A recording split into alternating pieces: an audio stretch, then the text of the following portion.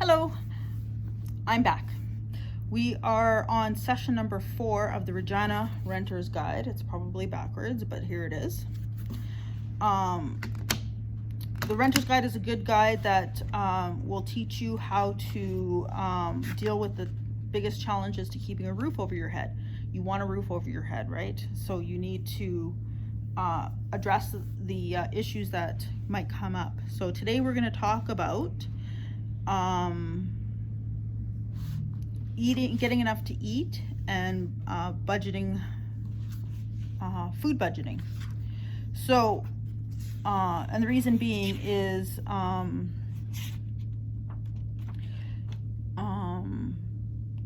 when you do get your finances straightened out and you are able to pay your rent and able to pay the bills, the next important thing is getting enough food to eat. And we actually have a little bit of control over our food budget. It's not as much a big expense and a big constant expense as our rent is. It's something that we have a little leeway with. We can play with our food budget a little bit. So the first question I have for you is, what did you have for supper and why? So think about that. What I suggest is, the first rule of getting enough to eat is to eat at home. A lot of times we don't have time, we think we don't have time, or we get bored, or I don't know, we crave fast food or whatever, and so we don't eat at home, we go out and eat. But I suggest you eat at home as much as possible. Make oatmeal instead of going out for breakfast. Open a can of soup instead of going out for lunch. Take out a frozen meal that you put away for supper. My favorite one is spaghetti. I freeze spaghetti sauce, and then it's easy to whip up a spaghetti dinner.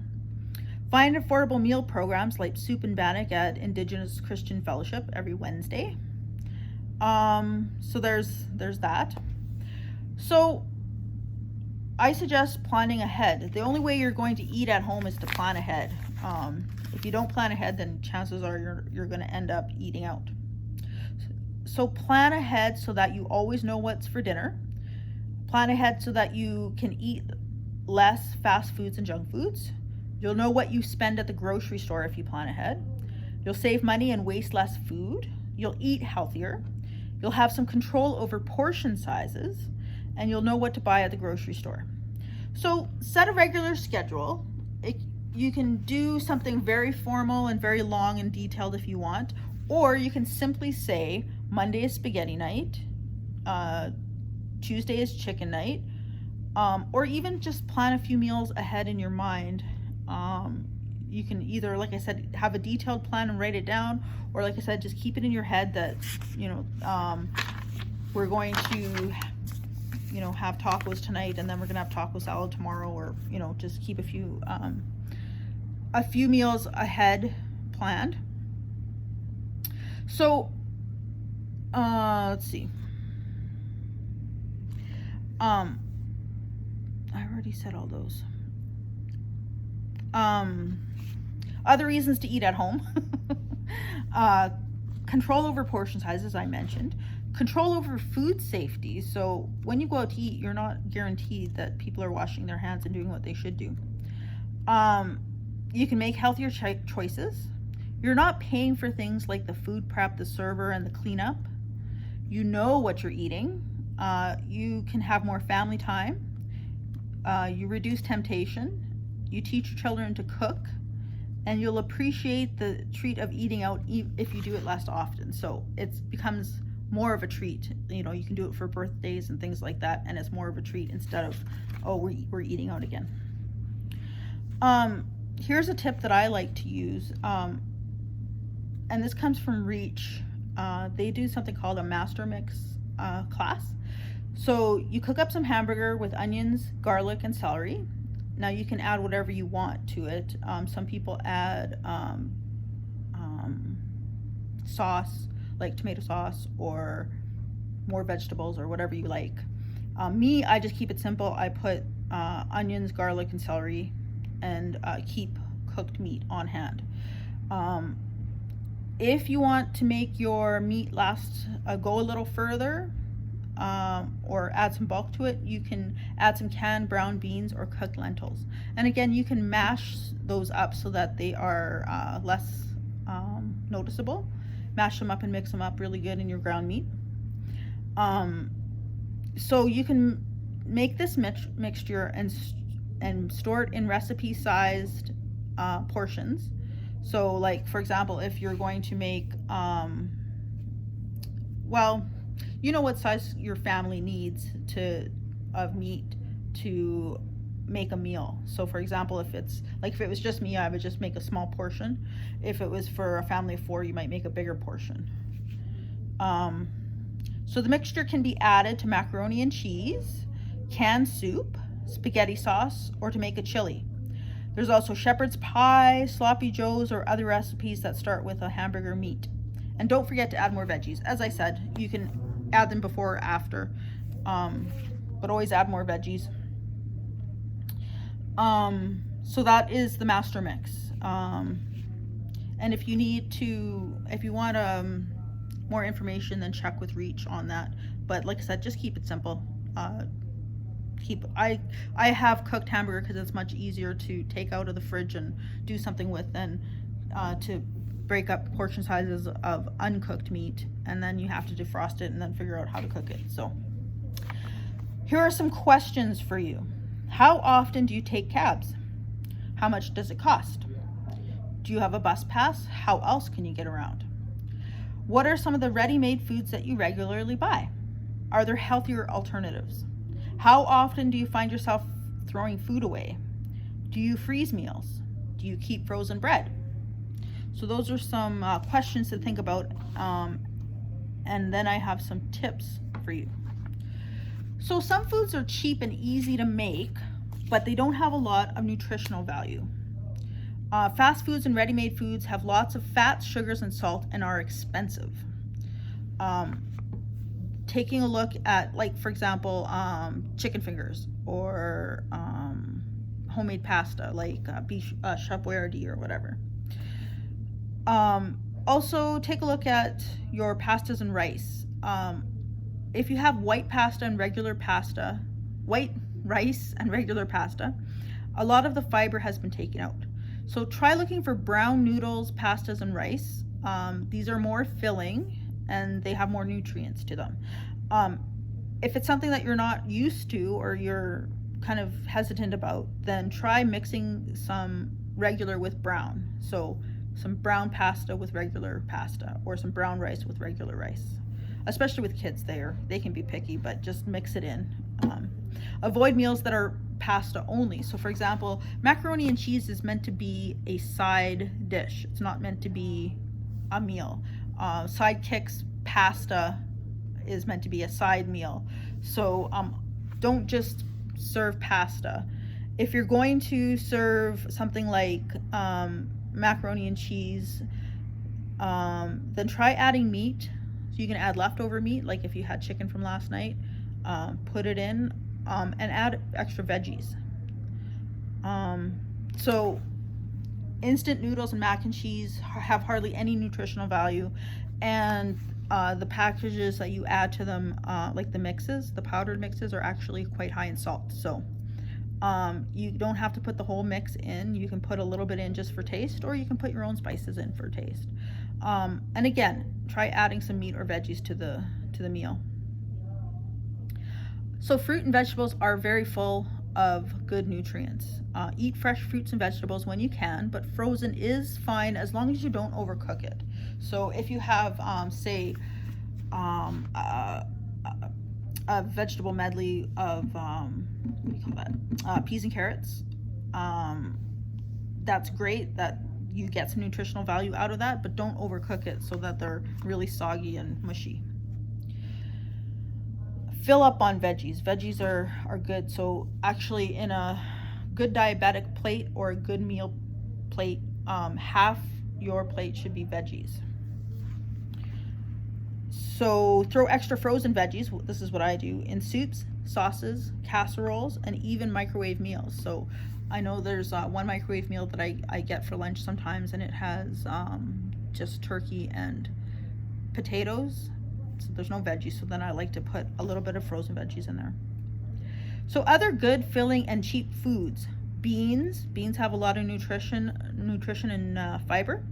Lentils, which is a type of beans, but you can add lentils to, as I had said, meat or soups or anything like that to add a little bit of nutrition to it. Canned soups are good. Wraps are quick and easy. Ground beef is quick and easy. Eggs has a lot of nutritional value. Cabbage, oatmeal, peanut butter, potatoes, canned tuna, tomato sauce, sardines, if you like sardines, has a lot of iron in it, and squash. Squash is cheap, and has lots of nutritional value to it. Some quick, easy, cheap meals. Quesadillas, they're pretty easy. And again, if you don't know how to make them, look it up on YouTube. Omelets are quick and easy. Spaghetti, homemade soup, sandwiches, chili, oatmeal, and pizza buns. Ooh, I love pizza buns. Pretty easy to make. So some tips. Resist splurging on paydays. Sometimes you're kind of hurting by the end of the month and you're waiting for payday. So when payday comes, all of a sudden, oh, let's do this, let's do that. Let's order a cab, let's order fast food. Try not to splurge. Try to spend the money on getting your healthy groceries and stretching it out to the next payday. I know sometimes it's hard to get around, but if you can get a friend to drive you around, or use the bus, or walk, go somewhere that's close by. I know it's not easy, but do your best to try not to spend money on getting around. If you can't make it to the end of the month, you find that you're really not making it to the end of the month, try buying a gift card on payday. So along with your groceries, buy a $20 gift card, and that should be able to buy you some milk, bread, eggs, and things like that on the days before your payday, before your check day. So something to try. Buy a gift card, put it away, so that when you're really hurting, you have $20 to buy some good fresh food. Buy less ready-made food. For example, with chicken nuggets, you're not getting a lot of nutrition. It's a lot of fat and added preservatives. You can buy more fresh chicken with the money that you would spend on a ready-made food such as chicken nuggets. Avoid wasting food. Don't serve out more than your child can eat. So for example, kids don't eat a lot. So don't give them a pile of food on their plate and expect them to eat it. They won't. They'll eat half or less than half and throw it away. So just put a small amount on their plate, what you think they'll eat, and knowing that they can always have another helping. When you're making your meal, take less. So you're peeling your potatoes, take as little of the skin off as you can. Don't take off like half the potato while you're peeling your potatoes and vegetables. Put food away when you're done. So so for example, if you are making something with tomatoes, like you're making taco salad or something, and you're cutting up your tomatoes, when you're done, put your tomatoes away so that they have a chance to stay fresh. Use up leftovers. That can be a pain. Some people don't like leftovers, but make a plan for them. Use them for lunch. Make something different the next night with some of the leftovers. Use up your leftovers. Don't throw them away. Look for foods with less packaging. We actually pay extra for the packaging. So instead of, if you have to buy chips, buy a bigger thing and dole it out, rather than buying the smaller packages of chips, because you pay for all that packaging. Make bigger meals and freeze leftovers. So for example, if you make chili, make extra and freeze it, so that when you need something really quick, you can just grab it from the freezer and zap it or put it in the oven. Cut up and freeze veggies that won't get used up before they go bad. So for example, if you have celery that you were using in a recipe, and then you still have some extra celery, cut it up and freeze it so that you can use it before it goes bad. Cook meals before freezing for putting together quick meals. cook meats, I'm sorry, before freezing for putting together for cooked meals. As I mentioned, like with the master mix, I find having some cooked hamburger in the freezer much easier and quicker than having uncooked meat in the freezer. Freeze bread so that you always have some bread around, and there's lots of places in the neighborhood to get bread. Stretch meat dishes by adding lentils or beans, as I had mentioned. You can also add oatmeal or dry breadcrumbs, eggs, or vegetables. This makes the meat feed more people, plus it adds nutrition. Okay, so just some food safety tips. So we have covered all of the kind of how to eat healthy and cheap, but some food safety tips, I'm sorry. Wash your hands often, especially now. We wash our hands often. And after you wash your hands, keep your hands away from your face. Wipe counters and surfaces often with warm soapy water. You should have separate knives, cutting boards, bowls, mixing spoons, and spatulas, for example, for things like meat and other foods. So, like, for example, raw meat, fish, and poultry should be handled separately from other foods.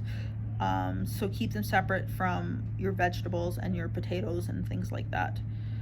Put these items aside to be washed immediately after using them with raw meats. So for example, if you have a cutting board and you cut raw chicken on, put it right in the sink. Maybe rinse it and wash it right away, but make sure it's separate from, you don't want to use the same cutting board for vegetables, for raw vegetables. Also remember to wash your hands again after you handle raw meat. So for example, you take out a cutting board, you cut up some chicken, put the cutting board in the sink, but then wash your hands as well. Cook meats thoroughly and evenly. Probably the most often we get sick from food is from meat not being cooked properly. So make sure that you cook it thoroughly and evenly. Juices should run clear when you cut into the thickest part. Follow directions on the package for temperature and time. So if you do buy chicken nuggets or something like that, check on the package whether it's cooked or not cooked. If it's not fully cooked, then make sure you definitely follow the instructions for how high you should cook it. Don't cook it higher or lower. Cook it at the right temperature and cook it for as long as it says to cook it. Don't leave food out at room temperature. So there's a safety temperature, or temperatures I should say. Your food should be kept at 4 degrees or colder, or it should be kept warmer than 60 degrees. It shouldn't be at room temperature, which is in between those two. So you shouldn't, so for example, you have a big meal, like you have Thanksgiving meal, and everybody gets their plate and maybe even has their second plate. Try to put the food away as soon as possible so that it's not sitting at room temperature for too long. So cover and refrigerate leftover foods right away. If an item is really hot, put it in a container and put the container in some cold water. So that's what I do. So run a little bit of cold water in your sink and then put your container in that cold water and let it cool off a little bit before putting it in the fridge. Because if you take a hot, say you had a dish of casserole, you take it out of the oven and you serve some out, and then it's still really, really hot, don't shove it in the fridge right away, because it'll bring up the temperature in the refrigerator. So you might spoil your milk, but you might also make some of your foods unsafe because they are at an unsafe temperature. So make sure you cool off your food before you put it in the fridge. And lastly, a tip, there is a program in Regina called REACH, which stands for Regina Education and Action on Child Hunger. They have a couple of programs that are really good. They have the Good Food Box program, which offers fresh fruits and vegetables and some other good foods. That is the program that you can pay ahead of time and get your Good Food Box. in different sizes. If you're on social assistance or SED, you can get a family basket, which is similar. You get fresh fruits and vegetables and other good foods, but you also get a pantry pack, which has milk, eggs, usually rice or pasta, things like that. Plus you get meat and milk. You can get it delivered or picked up. If you pick up, you get extra meat, I think it is. And there are healthy food stores right now because of when I'm recording this, we're in the middle of COVID, so they're not open right now. But if you call 306-347-3224, it's in the book. You can find out when our healthy food stores is running. And that's a place that you can buy fresh fruits and vegetables plus other foods that are like eggs, milk, cheese, things like that. So it's a good deal. They're usually bought in bulk, and so they're able to offer them for a reasonable price. Reach also provides cooking programs and other services. So they have convenience meals that you can buy if you're an older adult and you live by yourself. You might want some frozen meals. So again, give them a call or look them up online. I think it's Reach in Regina is the website. So that is what I have for you today. And that is the end of the sessions. So what we learned today was planning ahead will save you money. You will get enough to eat if you plan and make good decisions. And you do have control over your food budget. You can save a little bit of money on your food budget, where other parts of your budget are harder to control. So that is what I have for you for the Regina Renters Guide. The rest of the guide has some directories, and I do try to keep it up to date. The link of the one online is as up to date as can be, but just keep in mind that it is hard to keep these things up to date. Right now, as I'm recording this, we're in the middle of COVID, so some of the services may not be up and running, so you'll have to call and find out for sure if they're up and running. Let's see. There's some information about the Residential Tenancy Act. There's some ideas for where to get some legal help. There's a place to put notes. So that is the Regina Renters Guide. So I will put a link in the comments so that you can find it online. And I suggest that you print it out and use it if you can. And again, if you know a group that would be, or an agency that would be able to print some for other people, for their groups or for other groups, that would be great. We've had printings done by Kids First, by Regina Transition House, by the Regina Food Bank, but those were temporary or one-time kind of printings. So if you can help us out by having a printing done, that would be great. So thank you so much for your attention, and I really hope these videos have helped. Good day.